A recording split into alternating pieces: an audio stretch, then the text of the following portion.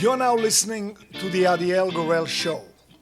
Each episode, I'll bring you the latest news from my discussions with top health and wellness experts so that you can bring yourself into better health. Today, on the Adiel Gorel Show.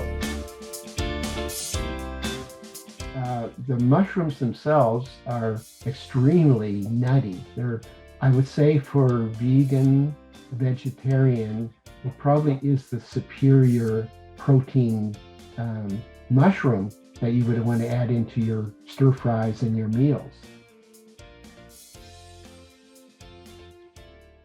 So if we talk about something like maitake that you can eat, as well as use the extract for, what would be more beneficial health-wise if you started incorporating it in your food, in salads, in omelets, or taking the drops from an extract? Well, let food be your medicine and medicine your food. I think that was Hippocrates. My favorite is to actually ingest them in food. That is, on a regular basis, I love oyster mushrooms, shiitake, maitake, and cutting them up. And basically, they should always be cooked. You shouldn't really be ingesting mushrooms. Very few of the mushrooms are meant to be ingested raw, simply because chitin, chitin, that is the way that mushrooms structure themselves. And that is the compound that is used for crab and shrimp shells. You know how inedible that is, right? You can't eat the shell. And so you need to somehow cook the mushrooms to release all of the great benefits of both water and alcohol soluble into the food so that you can eat it well. So my favorite is edible, adding it when you can, get fresh and add them into your food. But there's nothing wrong with extracts. Done well, both at alcohol and water soluble, can be very, very beneficial. So the many products that are hitting the market, the extracts are one, and powdered are the other. And there are many companies now, they put out a mixture of 8 of them into. Is there any difference between the effectiveness of the extracts that you can drop into your, or the powders? Oh, that's a great question. Basically, the reason why it's an extract is that you did a dual extract of one for the alcohol soluble compounds, and then a second with the water soluble, as I mentioned earlier, the beta glucans. And then those two fractions are joined together for a final product. And that can be very, very, very useful product. That's one of my favorites. In fact, if it's done well, it can be the best. Having said that, you have to be careful what powder's on the market. If they took that extract and then they dehydrate it down to a powder, then that would be, you get all the benefit of that. But if they actually just took, as I saw in the market a number of years ago, let's say oyster mushrooms, you take those, dry them, and then crush them into a powder and put those in capsules and then sell those on the shelf, you're not going to get any benefit from that. That chitin's going to bind everything up. You're not going to get any benefit. It's going to go right through your body. And so I find that now that's not going on as much as it used to. But you should be really careful when you look at the label. How was it extracted? What percentage of a product did they start with and end up with? What ratio did they use?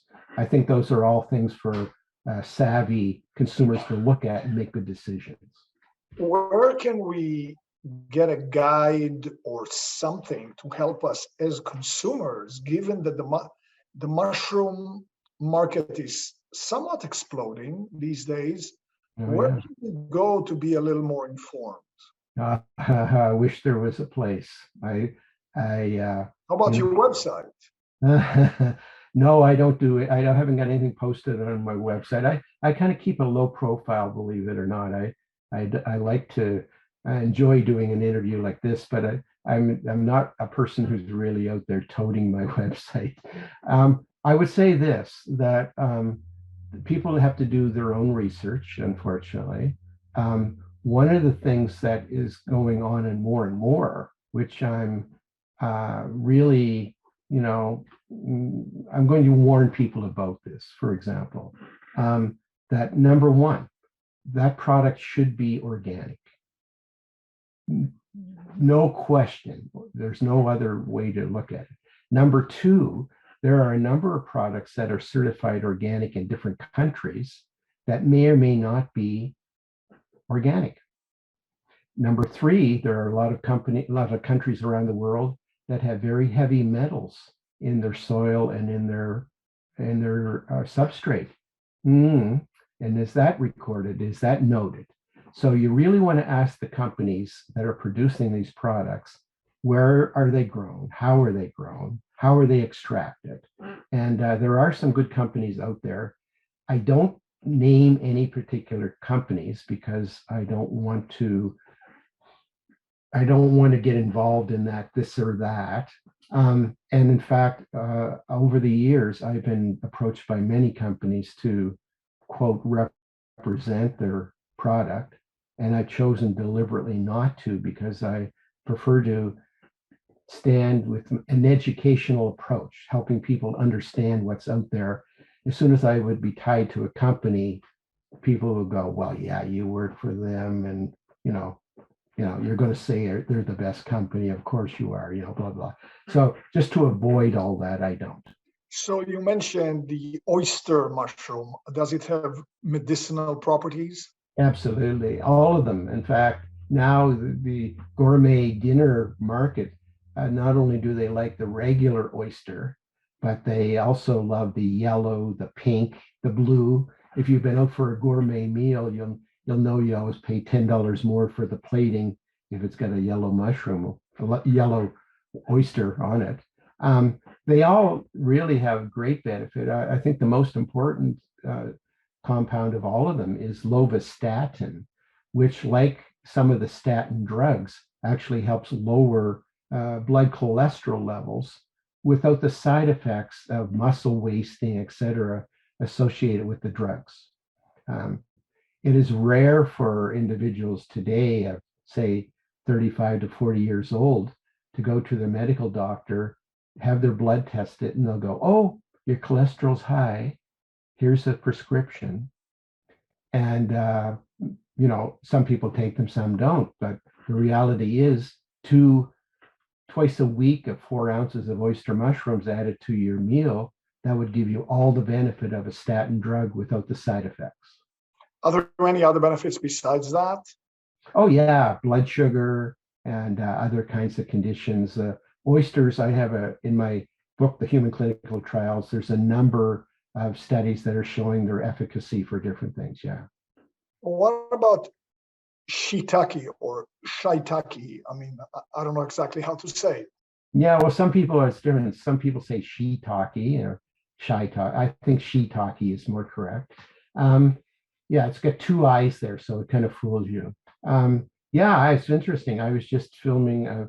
Oh, by the way, I'm going to have a film that's coming out next spring that I'm involved with, is called Mushroom Medicine, that people can look for next spring, sometime April on. Documentary. And I was just in Manitoba doing some filming, and we visited a shiitake farm, and it was an amazing facility.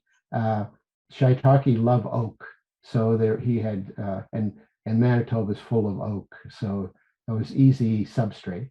But the mushrooms themselves are extremely nutty. They're, I would say, for vegan, vegetarian, it probably is the superior protein mushroom that you would want to add into your stir fries and your meals.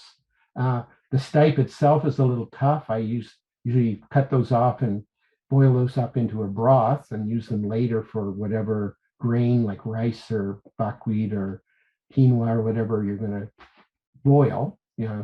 And then the caps can be stir fried into whatever you want to, stew, soups, stir fries. And it's one of the great mushrooms. Shiitake is the great antiviral. If you're thinking about, viruses, influenza, herpes, hepatitis, and various other virus, think shiitake. Very fascinating. What about a chaga?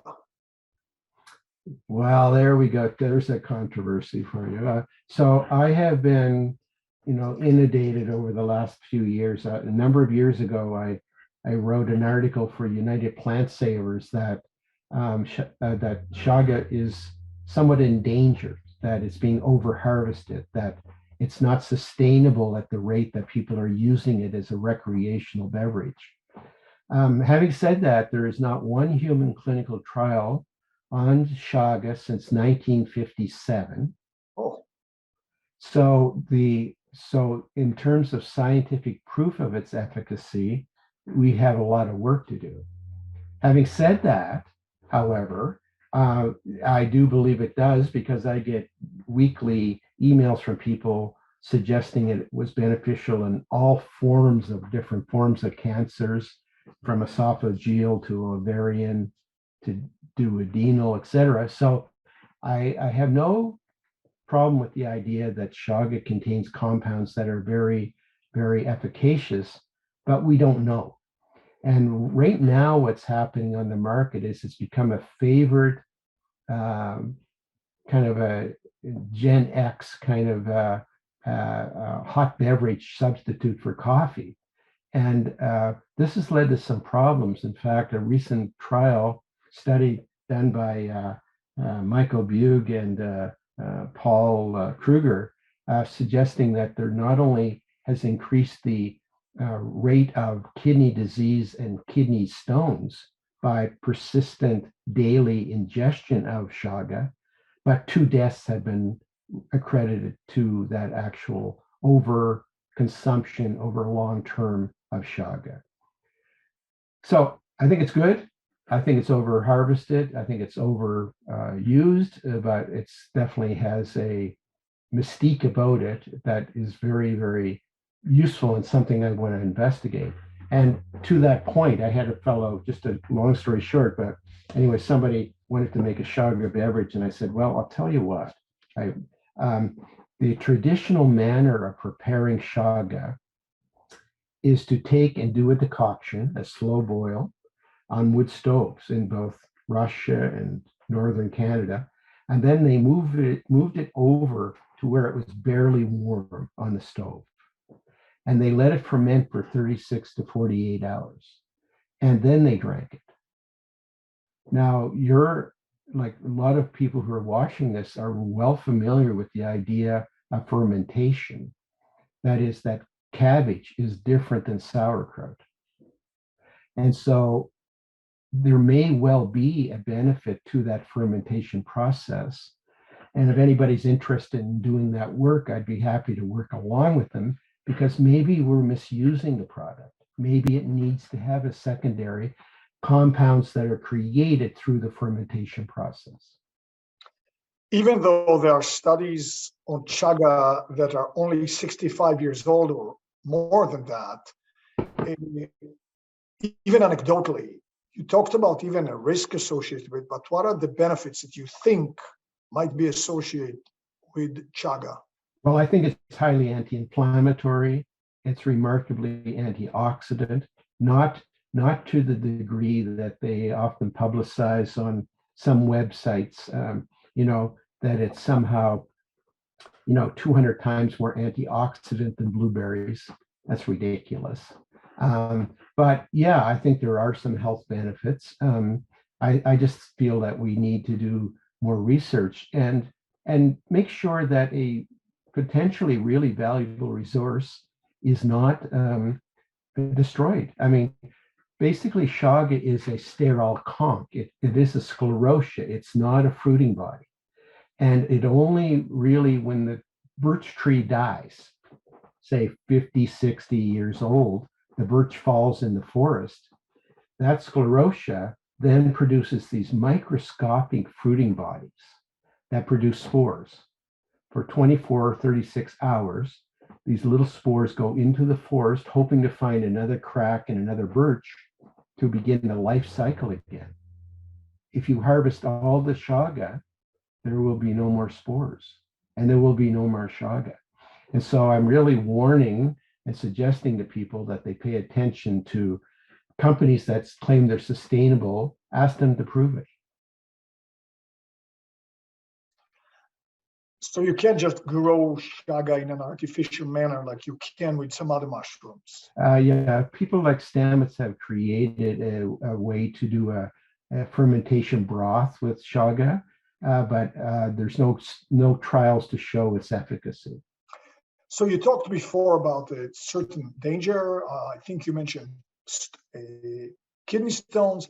If you use the extract, are you still subject to that or not? Yes, you are. But one thing you can do to avoid it is that the oxalic acid that's associated with chaga, if you take any form of calcium at the same time with the product, that'll prevent the damage to the kidneys, and the body will just remove it as calcium oxalate through the intestinal tract. So adding some calcium to your beverage, whatever form you want. It doesn't have to be milk if you're, can't use dairy, but some kind of calcium added to it will ensure that you don't damage the kidneys. Okay. What about a mushroom by the name of poria? Yeah, poria, it's great. It's in my book on human trials. Yeah, that particular mushroom is gaining more and more popularity. It's used, I think, in 15 to 20% of all traditional Chinese medicine formulas. So it's great valuable. And different parts are used, either the peel or the inner core. And I think it's been proven to be extremely beneficial. We also have species in North America that are related to it that also should be looked at, and I've written about that. That now it's poria is again an underground mushroom that comes up in fruits occasionally, of course. But yeah, I think it's valuable, and I think it's been well studied. Lots of clinical trials, has not been studied and trialed in North America, but the Asian studies indicate that it's a highly effective mushroom. Yeah. And what is it? What are the benefits? Oh, it has a numerous. Well, I would say that it's mainly has benefit with the liver. The liver system has. It shows that in a number of different studies that it's. It also goes by the name Wolfiporia, which is it's its other Latin name, and it has benefits in the fact that many natural health practitioners, naturopaths, herbalists, they like to combine herbs with mushrooms. And in this particular case, the poria, or what they call the Chinese takaho, can be extremely beneficial. It shows a lot of inhibition of cancers, really is an adjunct therapy for things like one of the most popular chemotherapy drugs is called 5-FU, 5-FU, if you can appreciate that. And so it really does really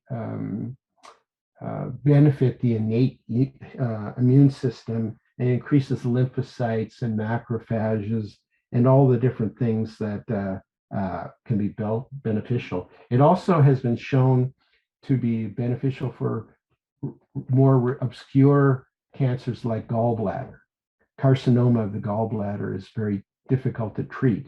And so, leukemia, melanoma, for example. So yeah, it's a very valuable mushroom and definitely is in the top 20. What about Messima? Oh, you mean the Phalinus? Or Messina? I don't know. I've seen that name. Yeah. Well, so that's Phalinus. And there's a number of different Phalaenus species out there. In the north here, we actually have Phalaenus igniarius. And Phalaenus, of course, is, it's very interesting what they do with it. Basically, there's a number of Phalaenus that are out of Taiwan and China, but the Phalaenus that we have in the north is usually found on birch. Indigenous people in Yukon and Alaska, they take the fruiting body and then they burn it into an ash. And then they combine that with their tobacco to get a faster release of the hit of nicotine to the brain. And that's interesting. It's probably dangerous in pregnancy, not a good idea. But basically, it interests me because the nicotinic receptors in the brain, if there's a compound that actually speeds up the delivery of a drug or a herb to the brain with a combination, that would be interesting to me. If I was a little younger, I would probably start doing some research on the topic. But as I say, I'm getting towards the end of my career with regards to things like that. Yeah. What about bird's nest? Yeah, bird's nest is a beautiful mushroom. One thing that intrigues me is, and certainly I share this information with my good friend Trad Cotter, who has got a great book out on mushroom cultivation, medicinal mushroom cultivation. That particular, and he actually makes an extract with the bird's nest, and it is one of the few mushrooms out there that, at least in vitro, that is in the test tube, shows benefit against pancreatic cancer cells. And so that's what interests me. I don't think enough research has been done. It's a microscopic mushroom, very tiny, but I think it's worthy of more study. Well, I've mentioned several names and you were very helpful in pointing out what they do, but are there any names I didn't mention that you think I should have? No, you did good. I think you mentioned a lot of the mushrooms that are extremely beneficial. I would say that the one that interests me a lot, and I'm going to have it in the film, is stinkhorn. You know, the phallus imputicus, the one that pops out and it looks like a giant phallus. And you know, I remember years ago I was invited to Iceland, and I was giving a talk in the cemetery in Reykjavik every year in, I think, August.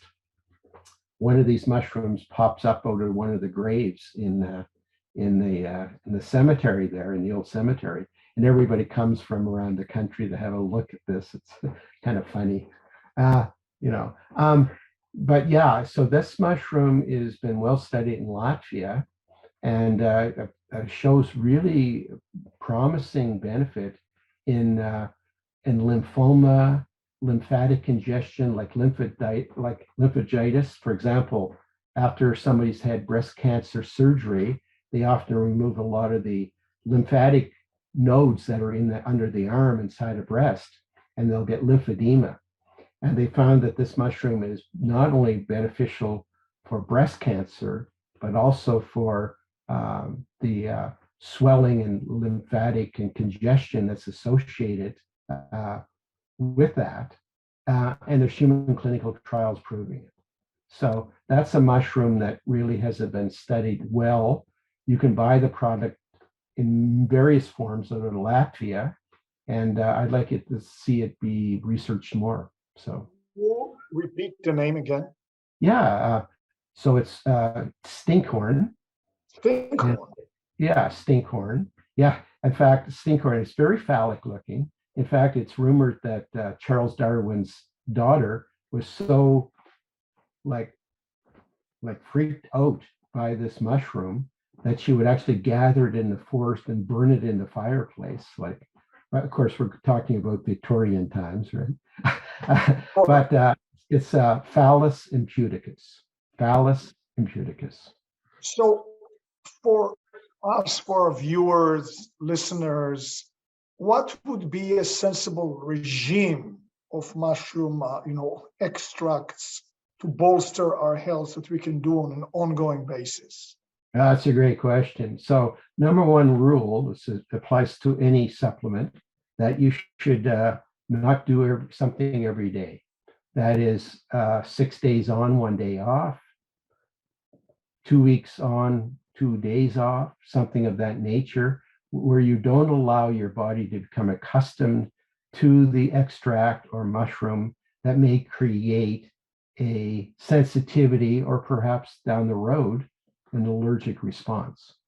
Number two, we have in our household, we have a number of mycelium products that we scoop and add into our smoothies in the morning. Like we usually do a green smoothie with some fruit and some mushroom extracts, and that's kind of a daily thing. And we vary that up. It could be maitake one day, reishi, could be lion's mane or whatever.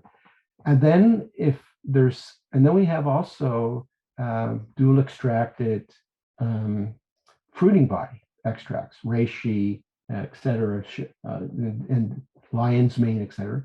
And when there is a need, or when I feel that I feel like I could use a little extra immune support, I'm not opposed to taking that product, but I don't take that every day either. I take it when needed. Now, having said that, if you are a cancer patient and feel that you could benefit from medicinal mushrooms, then basically you want to triple the recommended daily the daily maintenance dose. You want to go triple with the dosage and switch it up. Don't take the same mushroom every day. So I must have been doing it wrong, because I got in touch with a company. Again, I'll mention some in the Catskills. You may know them, I think. You may even help them, but my friend is associated with them, and he was raving about the meticulousness of them. So I'm buying 6 of their extracts. And my regimen, until I talk to you now, was every day in a little cup, I actually put each one of the 6 extracts and I use them on a daily basis. So now I already know not to do it every day, but maybe 6 days and then 1 off, or 5 days and 2 off. But I mean, is it okay that I'm taking all 6? No, I think you shouldn't. I think you should take one at a time, and then switch off, and then switch off, and switch off. The idea of shotgun 6, 10, 12 mushrooms all in one product, that's a generalized issue. Now, there's 2 things. One, for general maintenance, just switch it up. If you are dealing with a specific health issue, then look in the literature for the mushrooms that are specific to that type of cancer or condition, and then use those, but also switch those up too. For our viewers who just want to take it for maintenance of good health, still, you buy, let's say, the 6 bottles, let's say it's 6, it could be more. You use what? You use only one of them on a given day and then another one on another day? That's what I would do. It will be like once a week. No, that's what I would do. If I had 6 in front of me and I wanted to get the benefit of all of them, I would just take one day and now the next, because they all work in a similar manner in some ways in terms of guarding and optimizing the immune system. But some of the other compounds in each of those mushrooms may have a different effect on a different glandular system, for example, or a different hormonal pathway. So you can benefit more by nudging your system rather than overloading it. Very interesting. And in fact, one of the extracts, at least that I have, is chaga. So now I know I need to look at it a little bit with a careful eye. Just add a little calcium, Yeah. Just add a little calcium citrate or something to it. You'll be fine. Yeah. Is there anything else we need to know? I mean, that we can all do on a daily basis, or we can use, because clearly it's a field that is growing. Your movie next year, the movie that just came out last year, I think, the consciousness of the public is starting to turn to that. Your book about the double-blind studies is quite useful, and I'm certainly going to get it and give it to a couple of my doctor friends. Mm-hmm. But is there anything else we all need to know? Again, I'm talking about, let's just even say, healthy people wanting to maintain. Yeah, so I would say this. I would like people to think about this, that way back some 600 million years ago, and when we first, soon after we were a little bit of a cyanobacterium floating in the ocean there, the algae wanted to go onto land, and it needed to have some kind of a fungal partner in order to have that happen. And so basically, we as humans are more related to mushrooms than we are to plants. And the other thing to think about is that, yes, occasionally we end up with a health condition where we need to resort to an antibiotic. That is something that kills bacteria somewhat indiscriminately, unfortunately. And so we have disrupted our microbiome. And that has to be repaired, right? But think about this. If you have to take an antifungal because it destroys some of your fungal biome, that you have to have monthly liver checks because it's so important that we keep this fungus in our gut that's there for a reason. It helps to control lots of things that we don't know.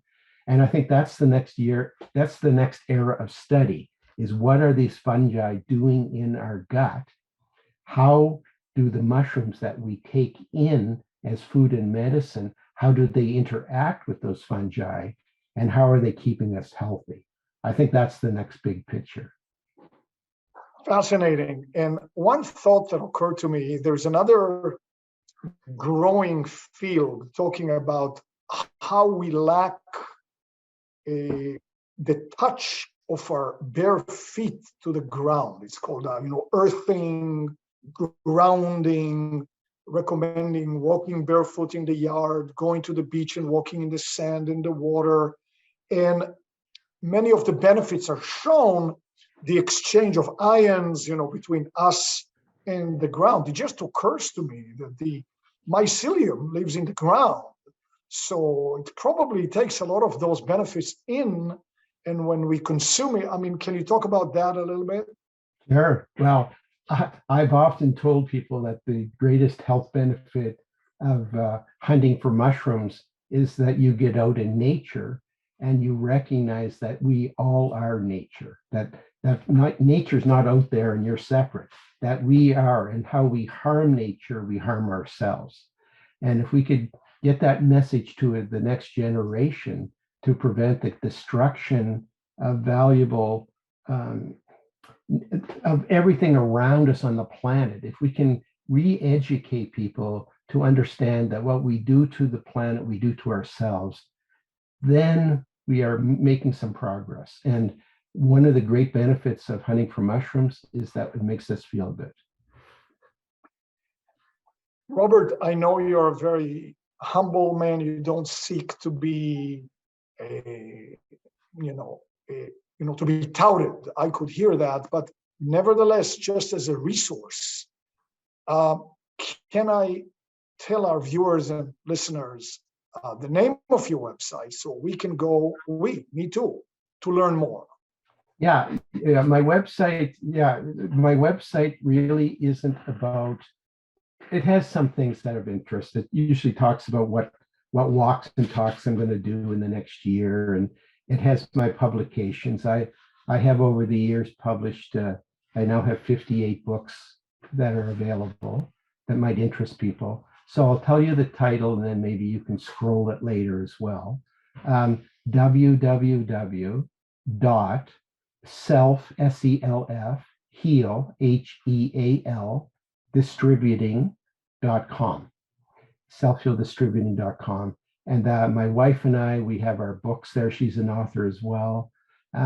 We have other products that we developed over the years, including flower essences and mushroom essences. We never talked about those, but that was something I took 26 years to develop, these 48 mushroom essences that are, because they're developed under lunar influence, not under the sun, they're all about some of the issues that are our shadow.